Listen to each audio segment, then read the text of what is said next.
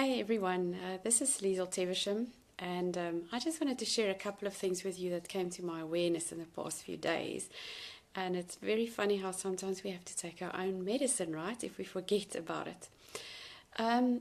So the topic I want to talk about is our self-care and our limits, and how often we actually tend to forget to take care of ourselves if we're busy taking care of other people. So last week I had a really hectic, very busy working week, and I was actually feeling great while I was doing the work. I have some part-time IT work that I'm involved with, and I was feeling fantastic while I was doing it. I was getting so energized about the goals that we were reaching, and I was working together with a team, and we were really in it, and I was feeling fantastic while we were reaching the goals and getting the system live and finding the mistakes and so on.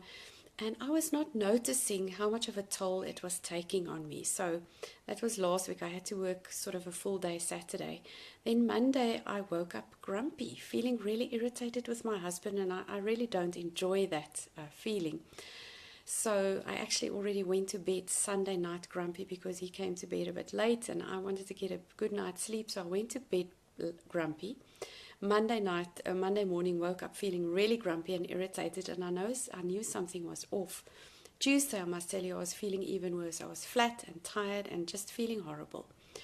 So Monday, I had to go for some injections. It's actually pretty not so nice injections and acupuncture in my neck and jaw, because I do tend to get very tense in this area when I go through a lot of stress.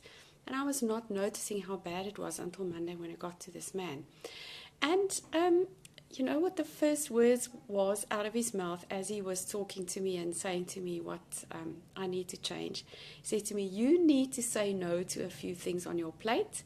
You don't have to do all this work, start saying no to a few things." And I thought to myself, oh my gosh, I am the person who wrote a book about that. It's called No Problem, The Upside of Saying No.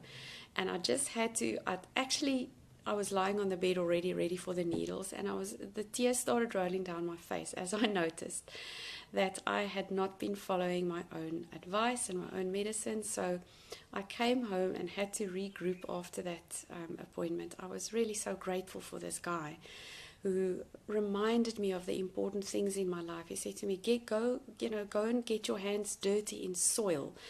Do stuff that's going to make your heart sing and that's going to make you happy. And point is, I was getting so energized by things I thought that was important to me, and they are, that I started neglecting my self-care during the whole of last week, and I ended up tired, resentful, exhausted, and in a place that I don't really enjoy anymore. It was very familiar for me much earlier in my life. So then this morning I went to my bio, very good biokineticist here in Joburg, South Africa. And he also shared some things with me because I had some really, really sore muscles in the front of my body, some hip things, and so that was going wrong for me as well. And he mentioned to me something that I'm going to share with you now. So I want to give you 2 tips for self-care. And the first one is, be aware of your limits and be aware of your red flags. So if something comes up for you, like a little thought that I had sometimes, it's like, maybe it's time to take a break, but I just want to get this one thing finished. That is a red flag for me. I just want to get this new thing finished. As soon as I think thoughts like that, it is actually a good time to get up and just do something different. Even if it's for 10 minutes, just get up and drink some water. So that's the first step, is be aware of your own red flags, of when is it enough and when do you need to take a little break. And then the second tip I want to give you is that my bio gave me this morning. He said it is really, really, really bad for us to sit for long periods of time. We go into very bad postures. Like if we do this, the long neck. This is really, really bad for neck, for jaw. It clenches, it tightens our jaw muscles and these muscles of mine that I had to go for the acupuncture and injections for. So, and also the front of the legs, there's muscles there that shorten and tighten and go into spasms if we sit for too long periods of time.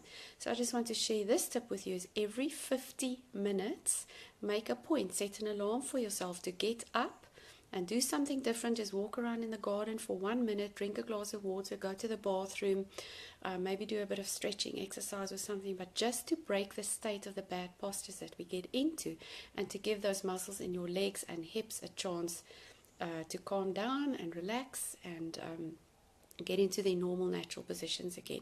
So the 2 tips is be aware of your own limits and your red flags and those little voices inside of you that says, actually maybe it's time to take a break, but I'm just going to finish this one thing, because that just leads to another half an hour, and before we know it, we're resentful, tired, and not feeling great anymore. And then the second tip is get up every 15 minutes, set an alarm so it can become something that you don't have to keep tabs of, but the alarm can do the work for you. Get up every 50 minutes and do something different. It's good for your body, it's good for your mind, for your spirit and your soul, and for your energy levels. So I just wanted to leave you with those 2 tips today from my personal experience that doesn't feel so great. And when I get off this video, I'm going to go and read my own book again about being able to say no to things that are too much on my plate. I wish you a wonderful day.